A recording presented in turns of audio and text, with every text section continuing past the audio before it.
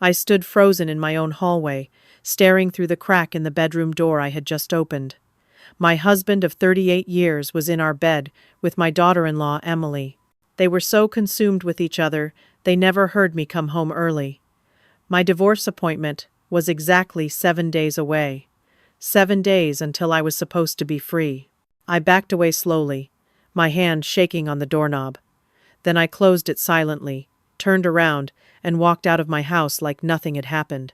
My legs moved on autopilot down the hallway, through the living room, past the kitchen where I had made breakfast that morning. The front door opened with its familiar creak. I stepped onto the porch, pulled the door closed behind me, and kept walking. 1 foot in front of the other. Down the 3 steps, across the lawn, to my car in the driveway. I got in, closed the door, sat there, gripping the steering wheel so hard my knuckles went white. My heart was hammering. My breath came in short, sharp gasps. The house sat there in front of me, peaceful and ordinary-looking. White siding, black shutters, the maple tree Gerald and I planted when Brandon was born. 35 years that tree had been growing. Just like the lies, apparently. I started the car. I had to get away from here before they came out. Before I had to look at their faces and pretend. Before I said something that would ruin everything. Because this changed everything. I drove. Not toward anywhere in particular. Just away. I ended up in the parking lot of the grocery store 3 miles from home, pulling into a spot in the far corner, away from other cars. I turned off the engine and sat there, staring at the steering wheel. Gerald. My husband. The man I had married when I was 29 years old, full of hope and dreams about building a life together. And Emily. Sweet Emily with her perfect smile and her yoga classes and her way of calling me Mom that always seemed just a little too warm, a little too eager. They were having an affair. In my bed, in my house. 1 week before, I was finally supposed to be free of him. I forced myself to breathe slowly, to think, to really think this through, instead of just reacting. Why was I divorcing Gerald? I should start there, because the answer mattered now more than ever. 38 years of marriage. It sounds like a lifetime, and in many ways, it was. Gerald controlled everything from the day we got married. Every bank account was in his name. I got an allowance, like a child. He made every financial decision. Every major choice about our lives went through him first. He criticized how I raised Brandon, how I dressed, how I kept the house, how I talked to his business associates. Nothing I did was ever quite good enough. I had shrunk myself down over the decades, gotten smaller and quieter and more invisible, until I barely recognized the woman in the mirror. The breaking point came 6 months ago. My sister Margaret was dying. Cancer. She needed help with medical bills, with care, with everything. I asked Gerald if we could help her. Just $10,000. We had it. His business was doing well. We owned investment properties. But he said no. He said it was our money, not mine, and he decided how it got spent. He said Margaret had made her own choices in life and had to live with them.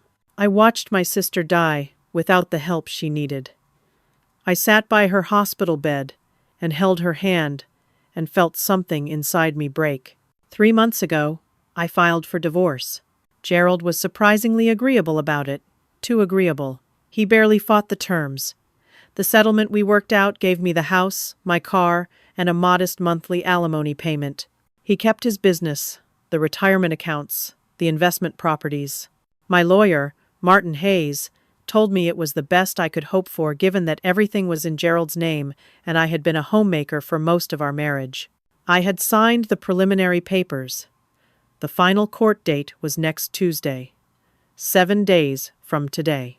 And now I knew why Gerald had been so agreeable. He was already sleeping with my daughter-in-law. He was already planning his next life, one where he traded in his 67-year-old wife for a 32-year-old model. My phone buzzed. I looked down. A text from Gerald. "Where are you? You said you would be gone until 5. My volunteer shift was supposed to run until 5, but they had called this morning and said they were overstaffed. I could take the day off. I had come home early. Thank God I had come home early. I texted back, fingers only shaking slightly. Finished early. Stopped at the store. Need anything? His response came fast. No. See you at dinner. Dinner. Like we were a normal married couple. Like he had not just been in bed with our son's wife. I sat there for another 15 minutes, letting my heartbeat slow, letting my mind work. This was evidence. This was proof of adultery. In Connecticut, that mattered. That could affect the divorce settlement. Gerald might have been agreeable before, because he was planning to move on, but he had also been hiding this affair. If I could prove it, I could renegotiate. But more than that, I needed to understand the full picture. Was this just an affair of convenience? Or was there something more calculated going on? Gerald being so cooperative about the divorce had never made sense. He loved control. He loved power. Giving me the house, giving me anything without a fight, was completely out of character. Unless he knew something I did not. Unless there was a plan I was not seeing yet. I needed proof. I needed documentation. I needed to be smart about this. I pulled out my phone and searched for hidden cameras. Small, discreet ones. Ones that could record video and audio. Same-day delivery available. I ordered 3. They would arrive in 4 hours. Then I sat there and thought about my next move. I could not confront them. Not yet. If I confronted Gerald now, he would prepare. He would get his story straight. He would find a way to spin this. He was good at spinning things. 38 years had taught me that. No. I would play this carefully. I would pretend I knew nothing. I would act normal. I would gather evidence. And then, when the time was right, I would use it. I checked my face in the rearview mirror. My eyes were red, but not too bad. I could say allergies. I smoothed my hair, took a few more deep breaths, and started the car. Time to go home and pretend my world had not just shattered. When I walked back into the house 20 minutes later, Gerald and Emily were in the kitchen. Both showered, both dressed, both looking completely casual. Emily was making coffee. She smiled when she saw me. "Hey, Mom, how was your volunteer shift?" "Mom," she called me Mom, while sleeping with my husband. I smiled back. It was good. They finished early, though. Not as many people showed up as expected. Gerald was sitting at the kitchen table with his laptop. He barely looked up. "That happens. Want some coffee?" Emily just made a fresh pot. "Sure. Thanks, sweetie." I took the mug Emily handed me. Watched her add cream, just the way I liked it. Watched her smile at me with those perfect white teeth. "Brandon's working late tonight," Emily said, settling into the chair next to Gerald. "Some big project deadline. I told him I would just hang out here for a bit. Hope that's okay." "Of course," I said. "You're always welcome here." I watched them carefully. The way Emily's hand brushed Gerald's shoulder as she walked past him. The way Gerald's eyes followed her. The tiny smile they exchanged when they thought I was not looking. How long had this been going on? Months? Longer? And Brandon, my son. Did he know? Was he part of this? I sipped my coffee and made small talk about the weather, about the garden, about nothing that mattered. All the while, my mind was racing. The cameras would arrive by 6.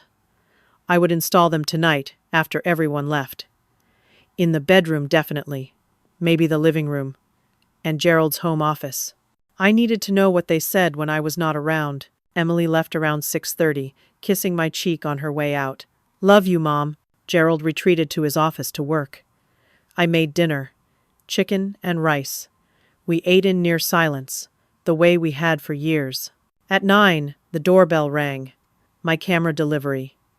I signed for it, took the box to my craft room upstairs, and opened it carefully. 3 tiny cameras. Easy to hide, easy to set up. Connect to an app on my phone. Gerald went to bed at 10. I waited until I heard him snoring, then got to work. 1 camera tucked behind the picture frame on the dresser in our bedroom, angled perfectly to capture the bed. 1 camera on the bookshelf in the living room, hidden behind a vase. One camera in Gerald's office, tucked on top of the tall filing cabinet, where he would never look. I tested them all on my phone. Perfect video, clear audio. Then I went to bed next to my husband of 38 years and stared at the ceiling for hours before finally falling asleep. Wednesday morning arrived, gray and cold. I woke before Gerald, showered, dressed, and went downstairs. The coffee maker sat on the counter, ready to go like always. Gerald had always made my morning coffee, every single morning for 38 years. He brought it to me in bed or left it waiting for me in the kitchen. Such a thoughtful husband, people always said. So caring. This morning, I made my own coffee. When Gerald came down at 7, he looked surprised to see me already up and caffeinated. You made your own coffee? Could not sleep. Got up early. I smiled at him. Want me to make you some? No, I'll get it. He moved around the kitchen, pouring his coffee, adding sugar. I have meetings all day. Probably will not be home until 7 tonight. Okay. I have errands to run anyway. He kissed my cheek on his way out. Routine. Automatic. Meaningless. I waited until his car pulled out of the driveway. Then I pulled out my phone and opened the camera app. I had 16 hours of recorded footage from yesterday. I started watching, fast-forwarding through the empty rooms, looking for movement. At 1:30 in the afternoon, Emily let herself in the front door. She had a key. Of course she had a key. She was family. She walked straight to the bedroom. Gerald was already there, waiting.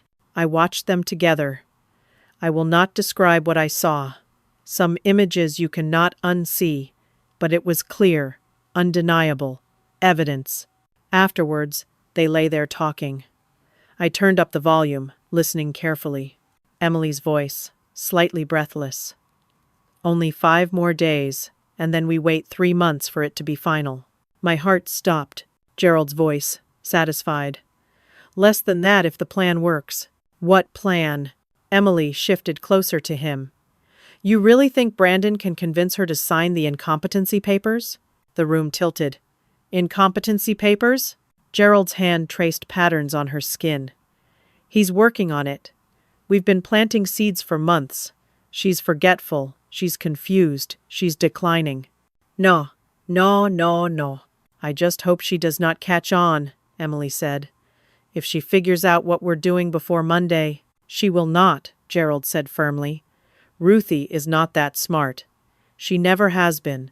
She will go to that evaluation like a lamb to slaughter. Doctor, Walsh will declare her incompetent. I will be appointed her conservator. And then the divorce will not matter. I will control everything. She will get nothing. I sat frozen on my couch, phone clutched in my hand, watching my husband and daughter-in-law plan my destruction. Emily laughed. And then we wait a respectful amount of time. 6 months, Gerald said. Maybe a year, long enough that people do not talk too much. Then we go public. We start dating. Eventually we marry, and Brandon gets his cut for helping. He's still feeling guilty, Emily said. He will get over it. Guilt fades. Money does not. I kept watching, kept listening, the full horror of it unfolding. They had been planning this for months, before I even filed for divorce. This was not a reaction to the divorce. The divorce was part of their plan. Gerald wanted to have me declared mentally incompetent. Once that happened, he could control all my finances. He could make all decisions for me. The divorce would not matter, because I would be deemed unable to make legal decisions. He would keep everything. I would get nothing. Worse than nothing. I would be put somewhere, a facility, probably, where he would not have to deal with me, but could keep complete control of all our assets. Brandon was part of this. My son. My only child. He was helping them. He was getting paid to betray his own mother. And Emily. Sweet Emily with her yoga and her smoothies and her calls of love you, Mom. She was sleeping with my husband and helping to steal my entire life. I watched the rest of the video. Watched them shower together in my bathroom. Watched them get dressed. Watched Emily leave, blowing a kiss over her shoulder. Then I went to the bathroom and threw up. When I could breathe again, I washed my face and went back to my phone. I needed to see everything. I needed to understand the full extent of this nightmare. I checked the office camera footage from yesterday evening after Emily left. Gerald at his desk, talking on the phone. I turned up the volume. "Arthur, it's me. Yes, I think everything is in place for Monday. The evaluation is scheduled for 9 in the morning. Dr. Walsh knows what to say. Brandon is handling his part. She has been forgetting things, getting confused. We have plenty of witnesses. No, she suspects nothing. She has been completely compliant about the divorce. Almost eager, actually. Perfect. And your fee will be transferred as soon as the conservatorship is in place. Of course. You have been worth every penny. Arthur. Arthur Brennan, Gerald's divorce attorney. Gerald's divorce attorney was in on this, was helping him, was being paid to help steal everything from me. I kept searching through the footage. Found something else from late Monday night. Gerald in his office, working at his desk. I zoomed in on the papers he was looking at. A psychiatric evaluation form, already partially filled out. Dr. Raymond Walsh's name at the top, and handwritten notes in Gerald's writing in the margins. Patient shows signs of paranoid delusions. Makes unfounded accusations. Difficulty managing daily tasks. Recommend immediate conservatorship for patient safety. This was the report Dr. Walsh would file after evaluating me on Monday. It was already written. The evaluation was a sham, a performance. I kept reading Gerald's notes. Brandon will provide examples of memory loss. Emily will testify to behavioral changes. Friends will confirm decline in functioning. They had recruited my friends, people I had known for decades. They were going to testify that I was losing my mind. I thought about the past few months, the weird little incidents. Brandon gently suggesting I see a doctor about memory issues. Emily asking if I was feeling okay. Friends making concerned comments about how stressed I seemed. I had thought they were being caring. They were building a case. And the fogginess. The feeling of being not quite sharp, not quite present. The times I could not quite remember things clearly. I went to the kitchen and poured myself a glass of water. Looked at the coffee maker. Thought about Gerald making my coffee every single morning. He was drugging me. He had to be. There was no other explanation for the past few months of feeling off, feeling confused, feeling like my mind was not quite working right. I poured the coffee from this morning down the sink. From now on, I would make my own food, my own drinks. I would not consume anything Gerald touched. My hands were shaking again. I sat down at the kitchen table and tried to think. This was not just an affair. This was an elaborate conspiracy to steal my entire life. To have me declared mentally incompetent, institutionalized, erased. Gerald, Emily, Brandon, Arthur Brennan, Dr. Walsh, and who knows how many others. All working together. All working against me. The divorce was in 6 days. The psychiatric evaluation was in 5 days. If I went to that evaluation, I would be declared incompetent. The divorce would be contested. I would lose my legal rights. I would lose everything. I could not trust my lawyer, Martin Hayes. Gerald had mentioned your lawyer when talking to Emily. Did Gerald mean his own lawyer, or did he mean he had somehow gotten to mine too? I pulled out my phone and searched for Martin Hayes. Read reviews of his practice. Nothing suspicious, but nothing exceptional either. Just a mid-tier divorce attorney who handled straightforward cases. Had Gerald chosen him for me? Recommended him? I tried to remember. Yes. Gerald had suggested Martin. Had said he was fair, reasonable, would not drag things out. I could not trust Martin. I could not trust Brandon. I could not trust my friends if they were lined up to testify against me. I was completely alone. But I had evidence. Video evidence of the affair. Audio evidence of the conspiracy. Documentation of the entire plot. I had 5 days. I spent Wednesday afternoon watching more footage, taking notes, understanding the full scope of what they had planned. My phone dinged with text messages I ignored. Gerald asking about dinner. Brandon asking if we could have lunch on Friday. Emily asking if I needed any help with errands. All of them playing their parts. All of them working to destroy me. That night, Gerald came home at 7, like he said. I had made dinner. We ate together. He asked about my day. I said it was fine. He told me about his meetings. We watched television for an hour. Then we went to bed. Just like normal. Just like we had done for 38 years. Except nothing was normal. Nothing would ever be normal again. Thursday morning, I stopped drinking the coffee Gerald made. I felt clearer already. The fog in my head lifting. I started making plans. Friday at noon, I met Brandon for lunch at the diner on Maple Street. The same diner where we used to go when he was little, where he would order chocolate chip pancakes and I would steal bites off his plate. He looked nervous when I walked in, could not quite meet my eyes.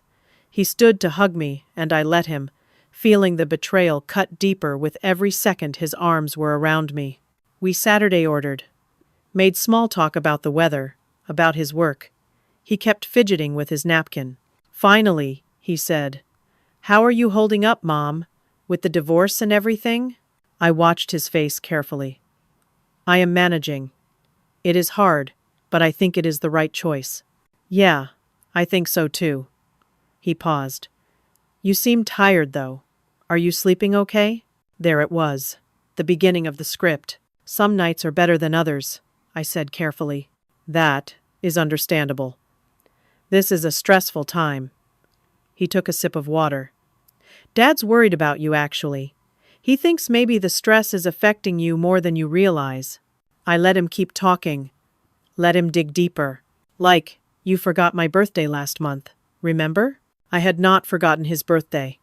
He had never told me when the dinner was, but I said nothing. "And you seem kind of, I do not know, distracted, confused sometimes." "Do I?" I kept my voice mild, curious. "Just little things, nothing major, but—" He leaned forward, his face arranged in an expression of concern. "Maybe you should talk to someone, Mom, a therapist, or a doctor, just to make sure the stress is not affecting you in ways you have not noticed." "You think I need to see a doctor?"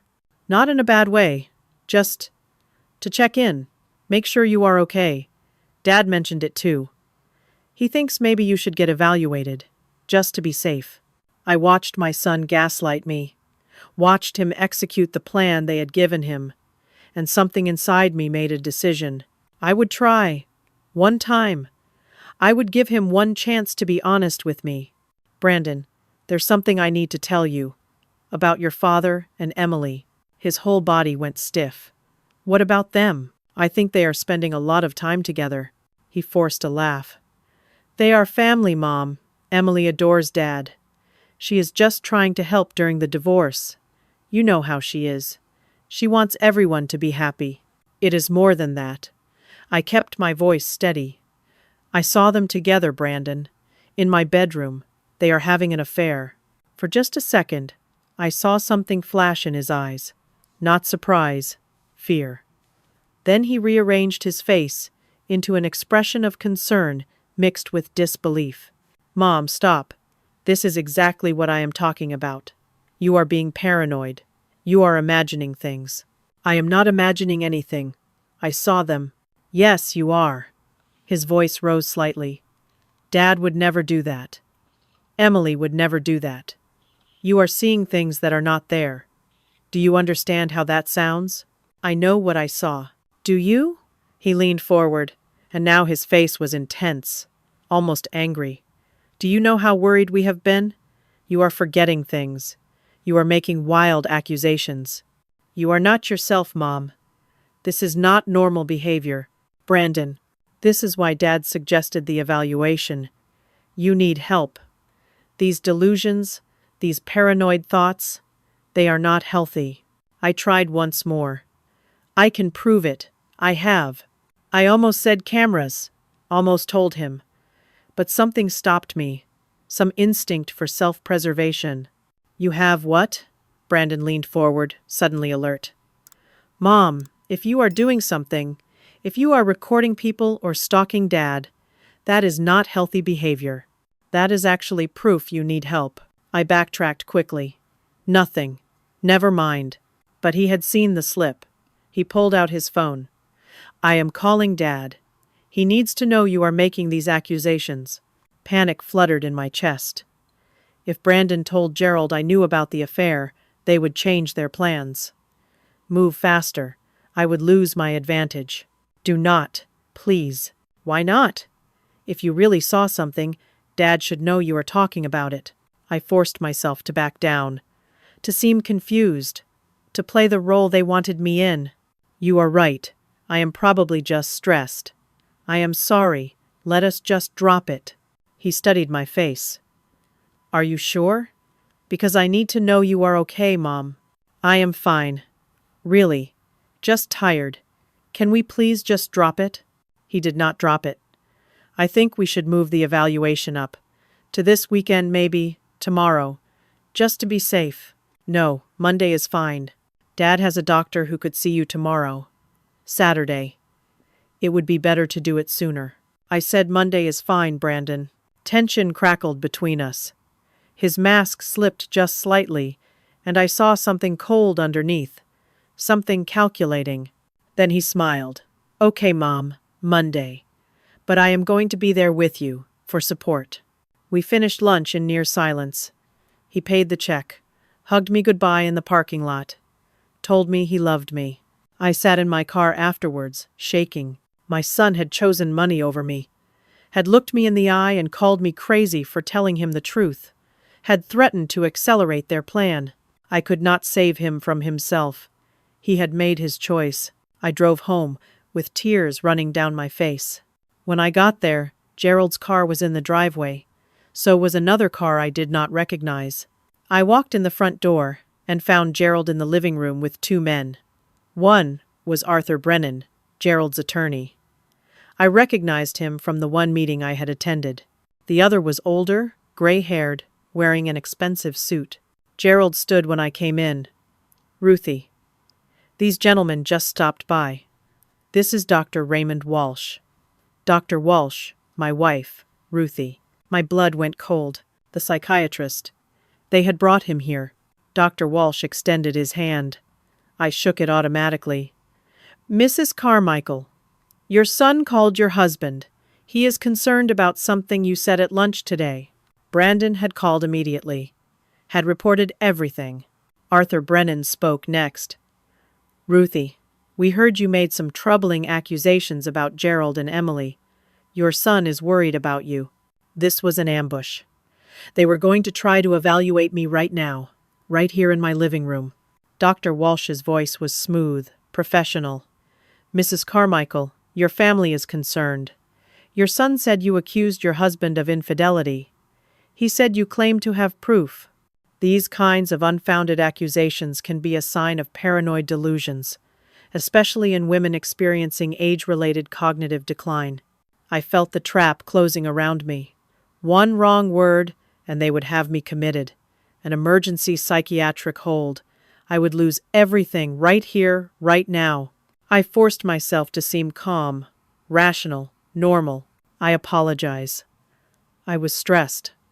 I said something I should not have. I am fine.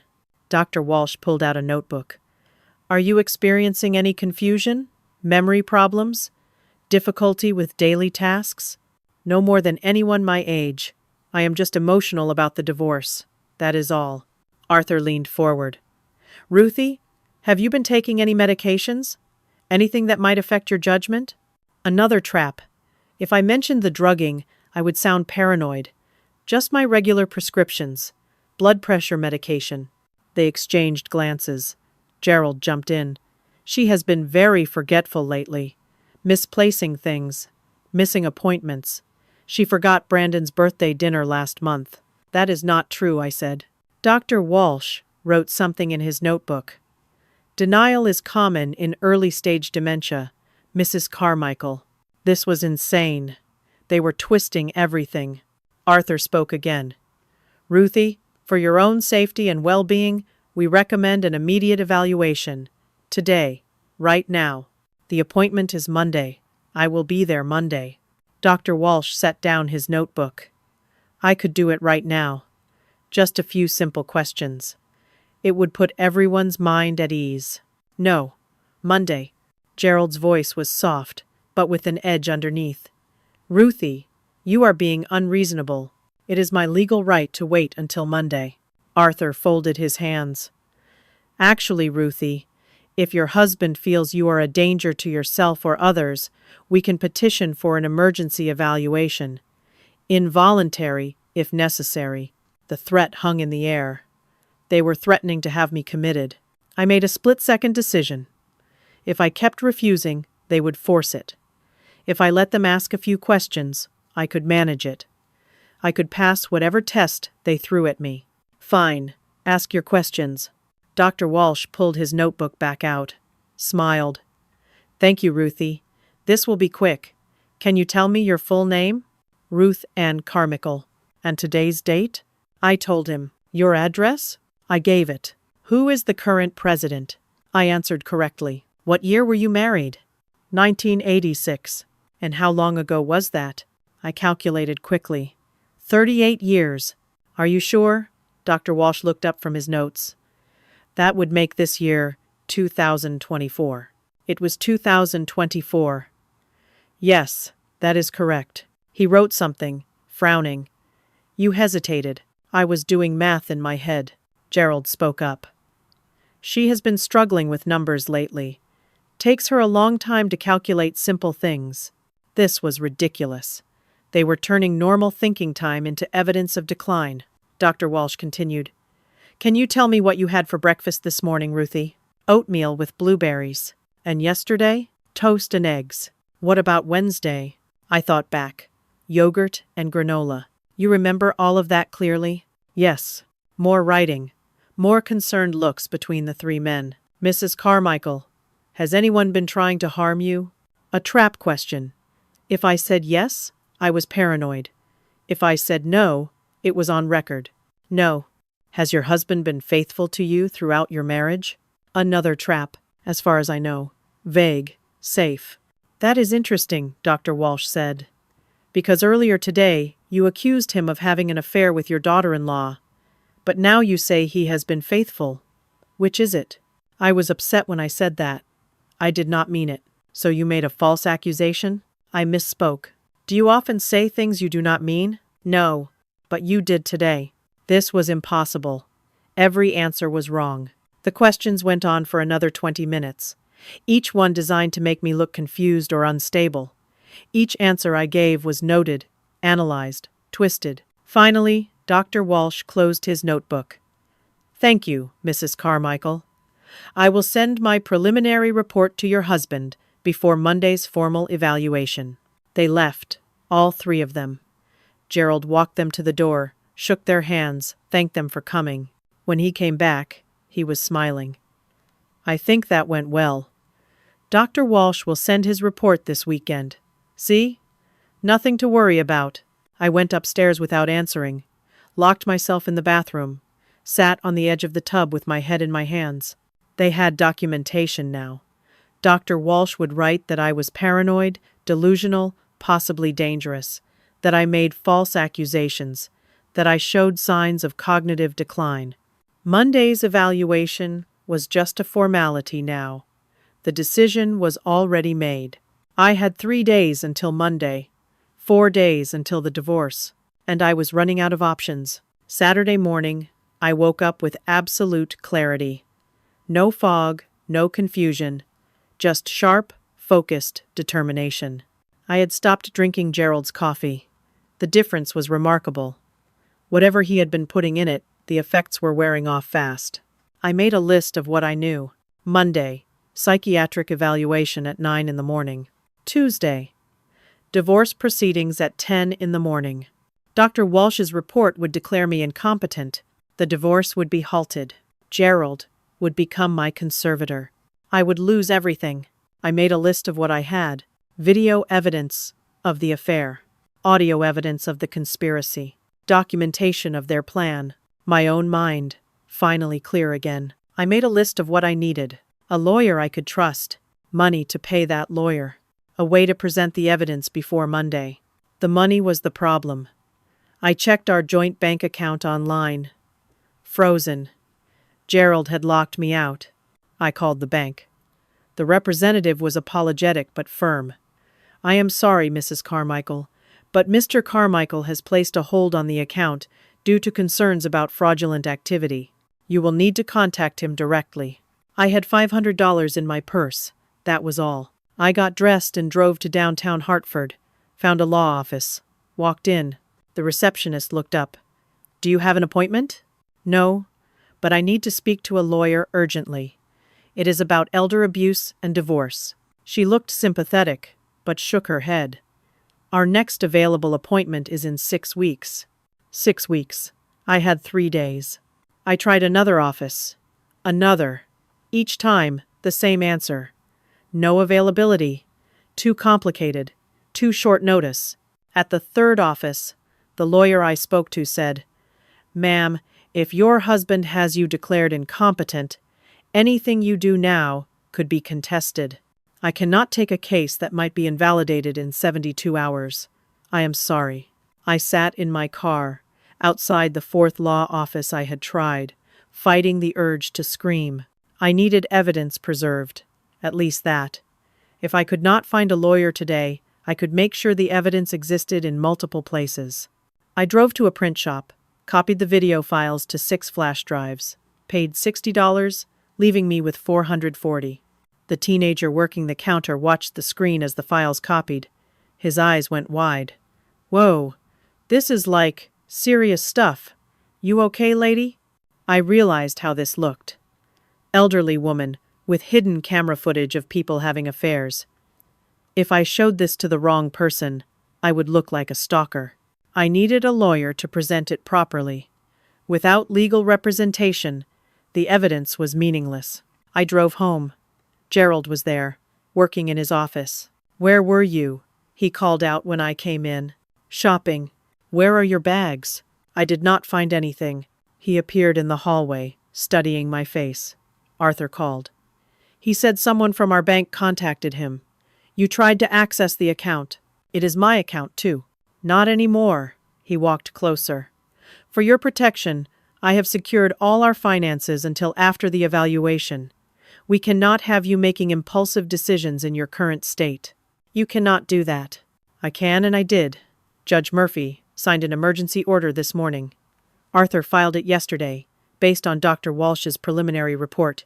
He handed me papers, official court documents, an emergency temporary conservatorship, effective immediately.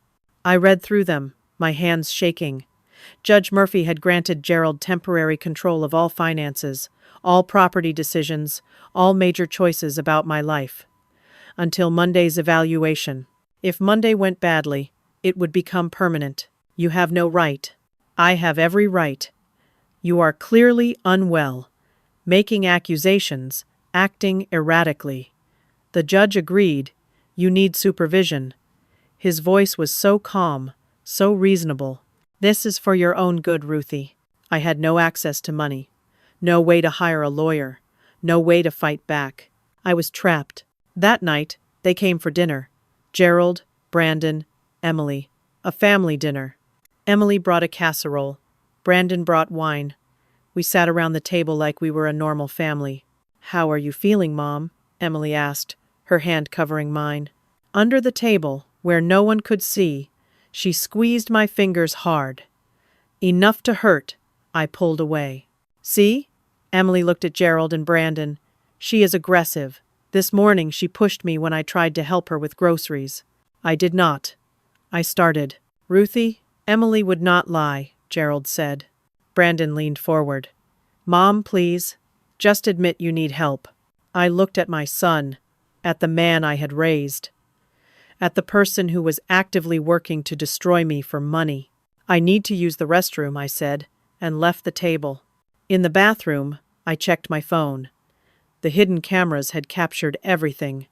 Emily's squeeze, her false accusation, all of it. But what good did it do? No one would believe me. They would say I edited it, faked it, that my interpretation was paranoid. I splashed cold water on my face and went back downstairs. Sunday was worse. Gerald had arranged visits from my friends. Patricia came by in the morning. I heard Gerald talk to her privately in his office before she came to see me. I checked the camera later. "Just tell the doctor what you have noticed," Gerald had said. "The forgetfulness, the confusion." "But I have not really noticed," Patricia had said. "Last month at book club, she forgot which book we were discussing. She was tired. She had been at the hospital with her sister. The doctor needs to know about all incidents, no matter how small. It is for her safety, if you think it is important." Patricia came out to have coffee with me. She was gentle, kind, asked how I was doing, mentioned that I had seemed distracted lately, said she was worried about me. More visitors came throughout the day. Diane from next door. Judith, who I used to work with before I became a full-time homemaker. Each one Gerald spoke to privately first. Each one convinced they were helping by noting my supposed decline. By Sunday evening, Gerald had built an army of witnesses. All of them would testify Monday that I was losing my mind. The judge would have no choice but to uphold the incompetency declaration. I sat alone in my study that night after everyone left. Rock bottom. That is where I was. I had lost access to money, lost my son, lost the support of my friends. My evidence was meaningless without legal representation. Tomorrow I would be evaluated. Tuesday my divorce would be contested. By Wednesday, I could be in a facility, everything stolen, my life over. And then, I remembered. Margaret. My sister. She had died 4 months ago. She left me money, $30,000 from her life insurance policy. She had set up a separate account, knowing Gerald controlled everything else. She had wanted to make sure I had something that was just mine. I opened my email on my phone, searched for messages from the probate attorney. Found it. The inheritance had cleared last week. Deposited into a separate account at a different bank. An account only in my name. An account Gerald did not know about. I had money. Money he could not touch. Money he did not know existed. I could hire a lawyer. But it was Sunday night. Banks were closed. Law offices were closed. The evaluation was Monday morning at 9. If I went to that evaluation, I would be declared incompetent. The report was already written. The outcome predetermined. But if I did not go, they would use my absence as proof of my instability. Either way, I would lose. Unless I did not show up. Unless I used the time I would be at the evaluation to find a lawyer, file emergency motions, fight back. It was risky. Missing the evaluation would look bad. But showing up was certain failure. I had nothing left to lose. At 3 in the morning, while Gerald slept, I packed a small bag. My laptop, the flash drives, important documents, a change of clothes. I crept downstairs, grabbed my purse, my phone, my car keys, got in my car, started the engine. For the first time in 38 years, I chose myself. I drove away from my house and did not look back. The motel room was cheap and clean, $49 a night. I paid cash for 2 nights and locked the door behind me. It was 6 in the morning Monday. The evaluation I was not going to attend was in 3 hours. I sat on the bed with my laptop and searched. Top divorce attorneys Hartford, elder abuse specialists, family law experts. I started making calls as soon as offices opened at 8. I need help urgently.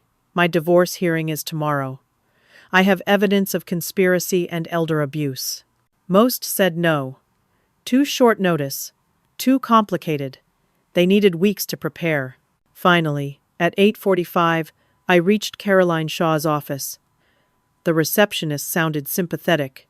"Miss Shaw has court this morning, but let me ask her." I was put on hold. 5 agonizing minutes. Then a woman's voice, direct and businesslike. "Mrs. Carmichael, this is Caroline Shaw. You have 2 minutes. Tell me your situation." I told her everything. As fast as I could.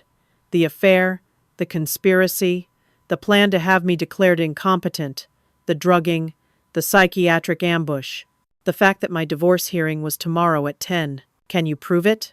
"Yes. Video evidence. Audio recordings. Everything." I am leaving court right now. Meet me at my office in 30 minutes. Bring everything. I was there in 20. Caroline's office was small, cluttered with case files and legal books. She was younger than I expected, maybe late 40s, with sharp eyes and no-nonsense energy. "Show me," she said. I pulled out my laptop, showed her the bedroom videos, the conspiracy conversations, the ambush evaluation, all of it. She watched in silence, her expression growing grimmer by the minute. "This is elder abuse," she said finally. "This is conspiracy to commit fraud. This is collusion between your husband and his attorney." She looked up at me. "Can you pay my retainer?" "Yes. I have $30,000 from my sister's estate. My husband does not know about it. My retainer is $15,000. Filing fees, expert witnesses, investigators. You are looking at another $10,000 to $15,000 minimum. This will use most of your money."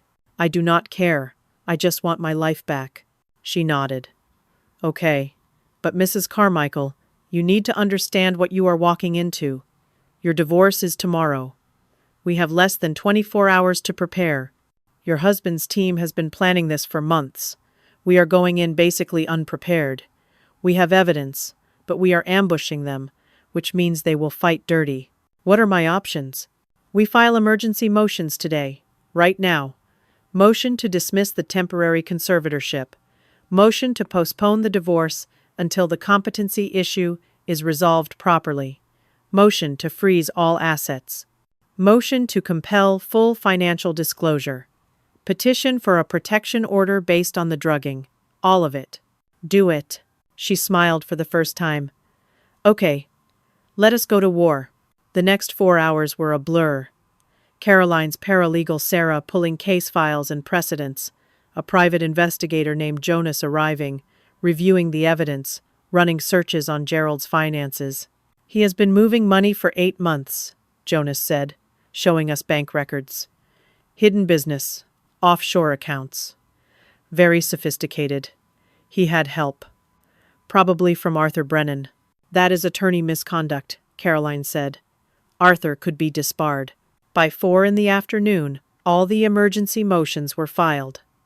Copies served to Gerald at home. Copies served to Arthur Brennan at his office. Caroline's phone rang. She answered, listened, hung up. "Judge Morrison wants to see everyone in chambers at 6 tonight, before tomorrow's hearing." "Is that good?"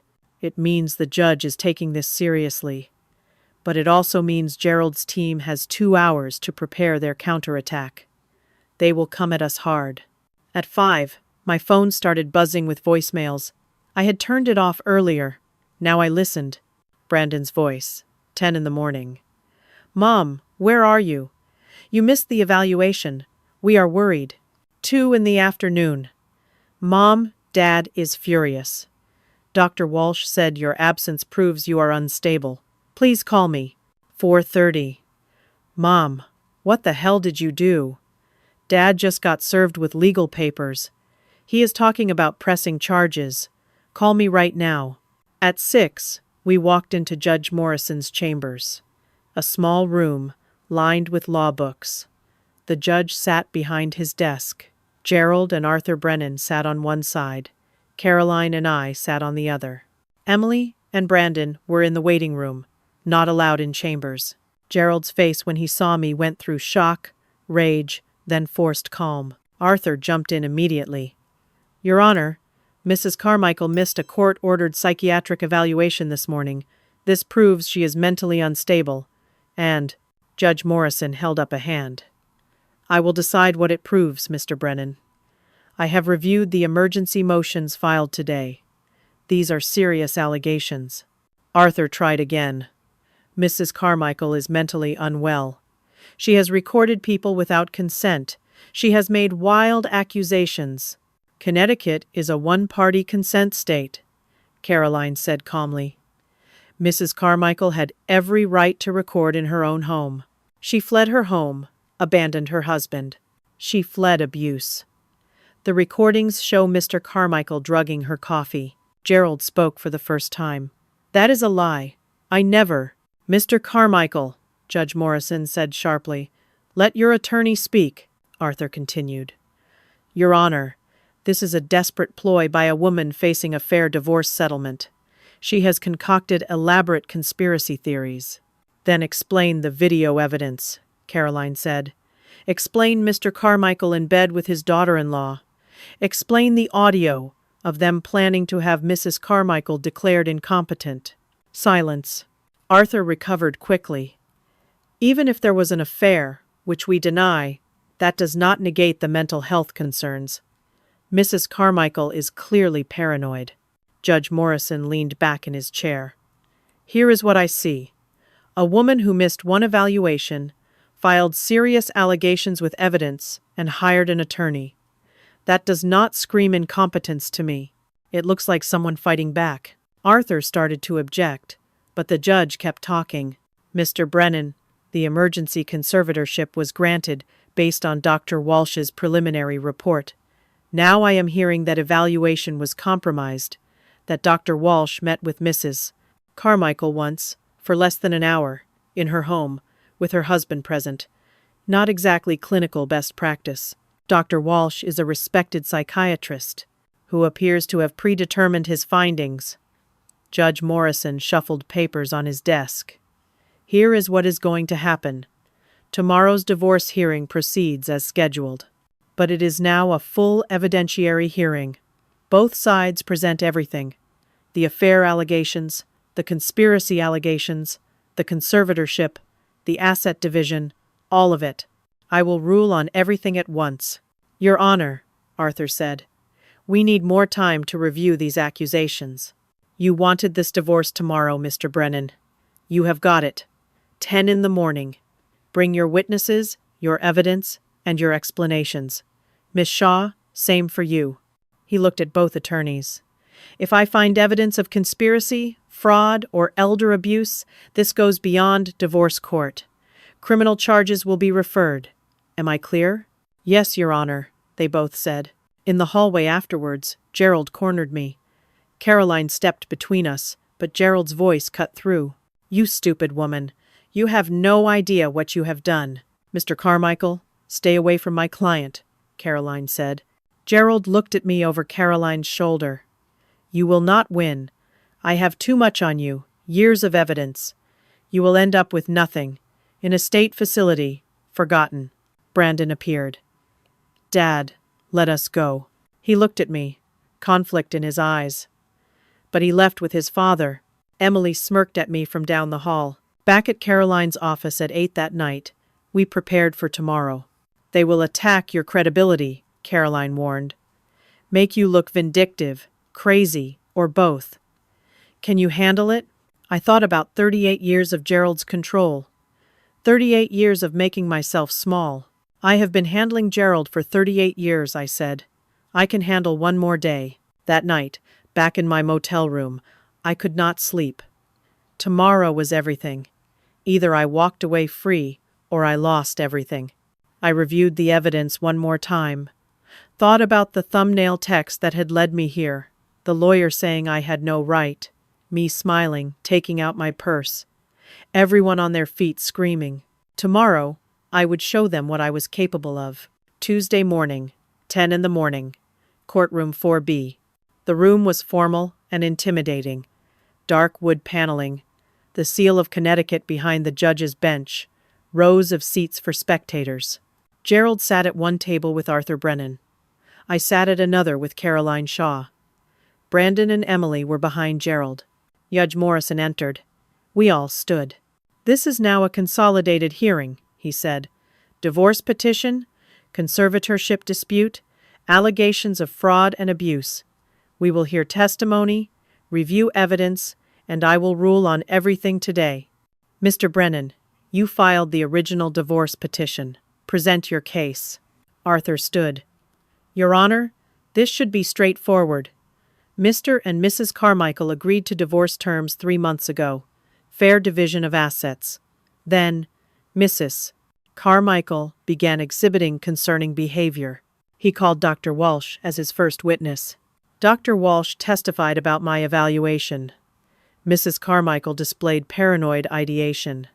She made false accusations of infidelity. She showed signs of delusional thinking and cognitive decline. Caroline cross-examined him. How long was this evaluation, Dr. Walsh? Approximately 40 minutes. In her home? With her husband present? Yes. For safety reasons. Did you review her medical history independently? Mr. Carmichael provided relevant information. So you took his word for everything. You did not verify anything yourself. He is her husband. Or, Caroline said, he is the person conspiring against her. Arthur objected. Sustained. But the point was made. Next, Arthur called Brandon. My son took the stand. Testified about my decline.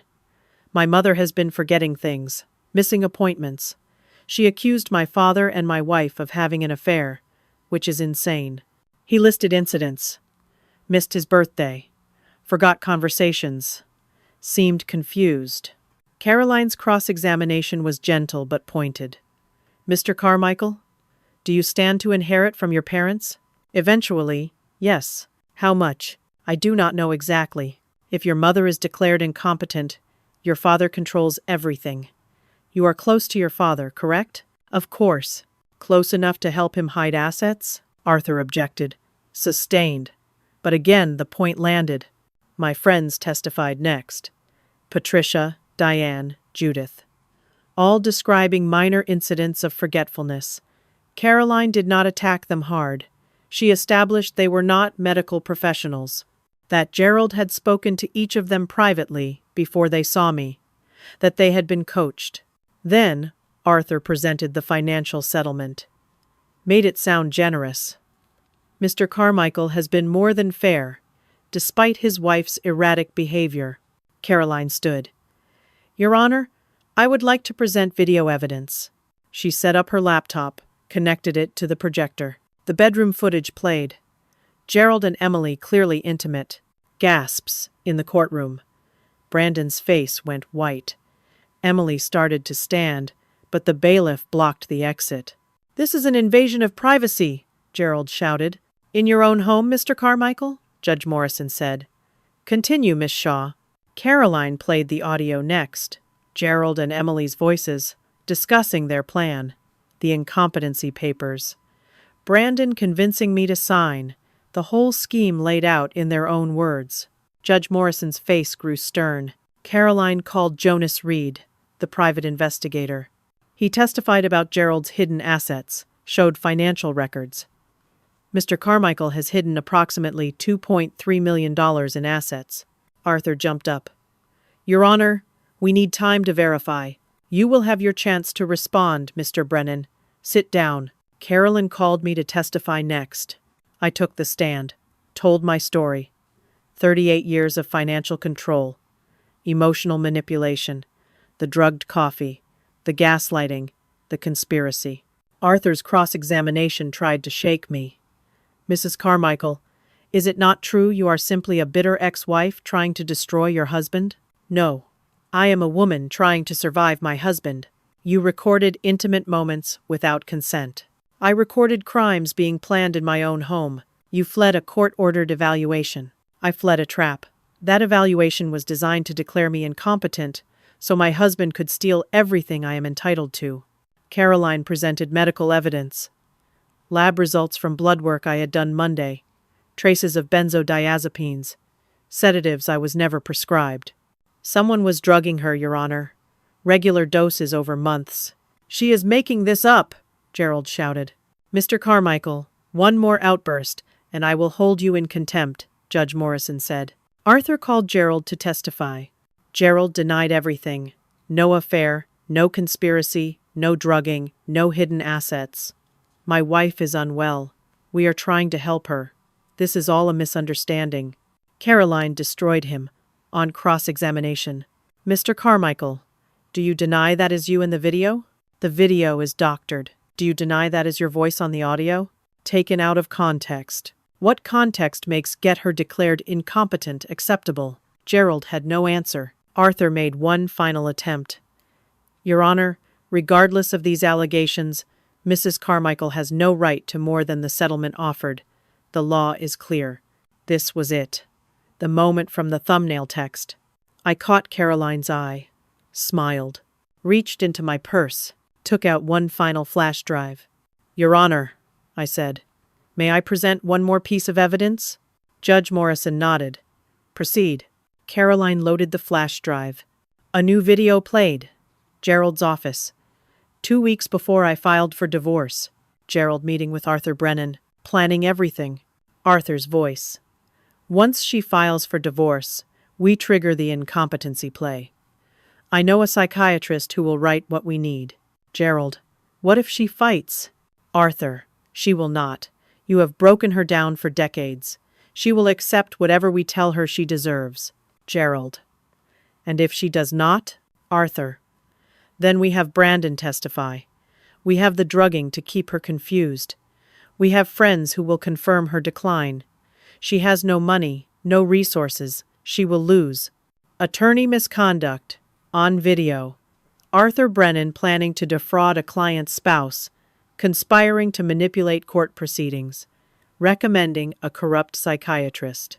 Chows erupted. Arthur jumped to his feet. "Your Honor, I can explain." "Mr. Brennan, sit down and be quiet." Gerald tried to leave. "I need to speak to my attorney." "Bailiff, Mr. Carmichael stays in this courtroom." Emily bolted for the door. The bailiff stopped her. Brandon sat frozen. People in the gallery were talking loudly. Judge Morrison banged his gavel. "Order! Everyone remain seated." Brandon turned to Emily. "You slept with my father?" "Brandon, I can explain. You were using me, this whole time." He grabbed her arm. "How long? How long were you sleeping with him?" "Brandon, not here," Gerald started. Brandon turned on his father. "You did this? To Mom? To me?" The family was imploding in front of the entire courtroom. Judge Morrison banged his gavel again. "Order! I will clear this courtroom." Finally, silence. "I have seen enough," the judge said. "I am ruling from the bench. Everyone, Saturday. The temporary conservatorship is dissolved immediately. Mrs. Carmichael is clearly competent." Gerald opened his mouth, closed it. "The divorce is granted, but not on Mr. Carmichael's terms." Judge Morrison read from his notes. Asset division. Mrs. Carmichael receives 60% of all marital assets, including previously hidden assets. Mr. Carmichael receives 40%. Mr. Carmichael will pay alimony of $8,000 monthly for 10 years. Mrs. Carmichael receives the house, her vehicle, and half of all retirement accounts. "Your Honor, that is not fair," Gerald started. "You are lucky I am not awarding her everything. You drugged your wife. You conspired to have her declared incompetent. You committed fraud."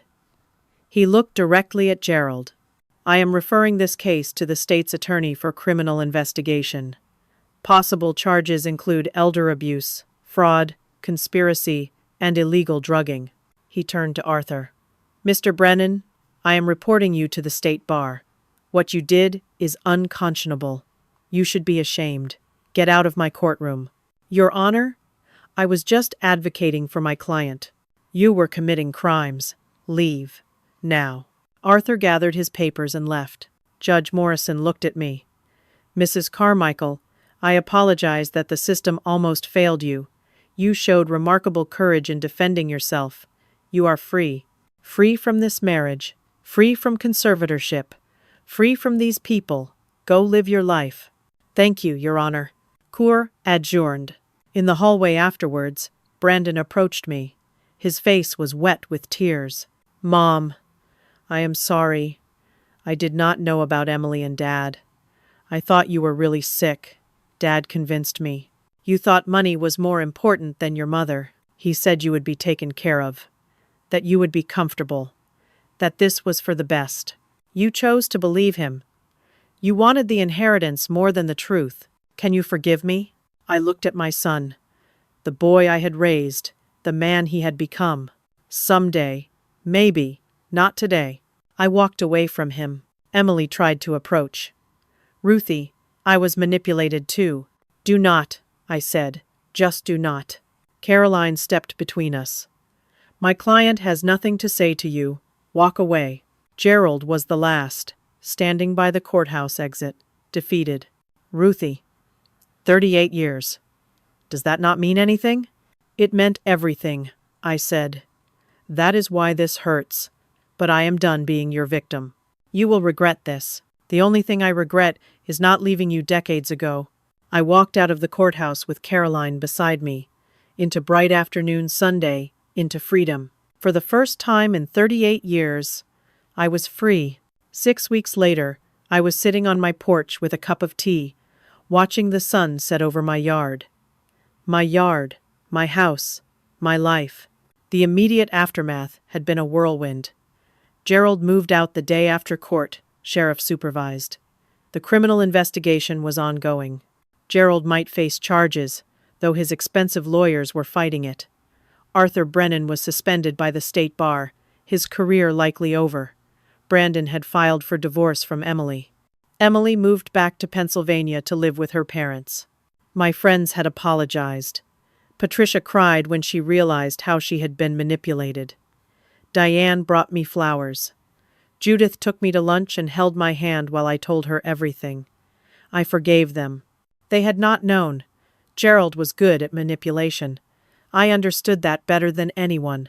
The house felt different now, lighter, peaceful. I had redecorated, removing every trace of Gerald. New paint colors, new furniture, my choices, my taste. The financial security was still settling in. I had access to my money for the first time in my adult life. I opened my own bank account, got my own credit cards, made my own decisions. Small freedoms that meant everything. Physically, I felt better than I had in years. Off all the medications Gerald had been giving me. My head was clear. My energy was back. I had been to a new doctor, my choice. She ran full tests. No signs of dementia. No cognitive decline. I was never sick. I was just being poisoned. I was in therapy now, twice a week with Dr. Hannah Pierce, working through decades of manipulation, recognizing the abuse patterns, processing the grief for the marriage I thought I had, the anger at the years wasted, but also feeling pride in my strength. You saved yourself, Dr. Pierce had said in our last session. At 67, you saved your own life. That takes remarkable courage. The hardest part was Brandon. He had called repeatedly, sent letters. I had not been ready to respond. But this morning, I had finally opened one of his letters. It was full of apologies, explanations, self-recrimination. He was in therapy. He had quit his job, too tied to Gerald's business. He was starting over. He did not expect forgiveness, but wanted me to know he was trying to become better. The letter included a check for $50,000. This was going to be my cut of the estate. I do not want it. It is yours. It was always supposed to be yours. I cried reading that letter. Realized that Brandon had been a victim too, in his own way. Gerald had raised him to value money over people, had manipulated him from childhood. But Brandon was also an adult who made choices, who chose to participate in destroying his own mother. I deposited the check in a fund for Brandon's future children, if he had them. Then I wrote back. My first contact with him in 6 weeks. I am not ready to see you yet, but I hope someday I will be. Work on becoming the man you should have been. We will see what happens. I was rediscovering myself. Taking an art class at the community center, I had always wanted to paint. Joining a hiking group that met every Saturday morning. Traveling alone to visit Margaret's grave, making peace with losing her. Buying clothes I actually liked, not what Gerald approved. Eating what I wanted, when I wanted. Making decisions without asking permission. Speaking my mind, taking up space. I had new friendships, real ones. Caroline Shaw had become a friend, not just my lawyer. We had coffee every week. The women from my hiking group knew me as Ruthie, not as Gerald's wife. They knew me for who I was now, not who I had been forced to be. I was learning to manage my own money. It was empowering and terrifying. I made mistakes but learned from them. I was 67 years old, and finally learning how money worked. Better late than never. Gerald was dating someone new, I heard, much younger. I felt pity more than anything. He had a wife who loved him, and he threw it away for control and greed. He would die alone and bitter. That was punishment enough. I did not hate him anymore. I was past hate. I just felt sad for him. Sad for the life he could have had if he had been capable of real love. The sun was nearly set now. The sky was pink and gold. Beautiful. I thought about everything that had happened. About the courage it took to fight back. About the strength I had found inside myself. People asked me how I found that courage. The truth is, I did not find it. I had always had it. I just forgot it was there, buried under decades of being told I was less than, worth less, deserved less. Gerald did not break me. He tried. For 38 years he tried. But the woman I was at 29, the one who said I do with hope in her heart, she was still in here. She was just waiting. The real lesson is not about divorce or lawyers or evidence. It is simpler than that. You are never too old to save yourself, never too late to stand up, never too beaten down to fight back. I am 67. I spent 38 years in a marriage that diminished me. But I have, God willing, another 20 or 30 years left. And those years? They are mine, not his. Mine. To anyone listening who feels trapped, by marriage, by family, by their own fear, I want you to know this. You are stronger than you think. The courage is there. You just have to decide you are worth fighting for. Because you are. I am. We all are. Last week was my birthday, 68 years old. I threw myself a party, the first one in decades. My real friends came. Patricia, Diane, Judith, Caroline, and Jonas. My hiking group. My art class friends.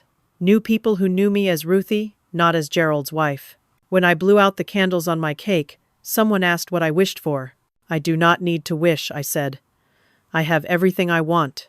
I looked around at people who genuinely cared for me. At the home that was truly mine. At the life I had built from ashes.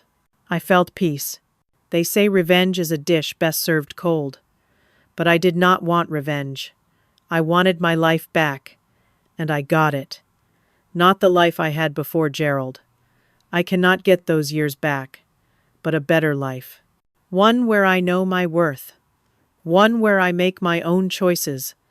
One where I wake up every morning and think, today is mine. And that is worth more than any revenge could ever be. I am Ruthie. I am 68 years old. And my life is just beginning.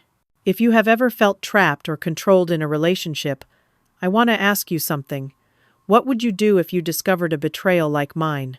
Would you confront immediately, or would you gather evidence first? Have you ever had to fight for your freedom?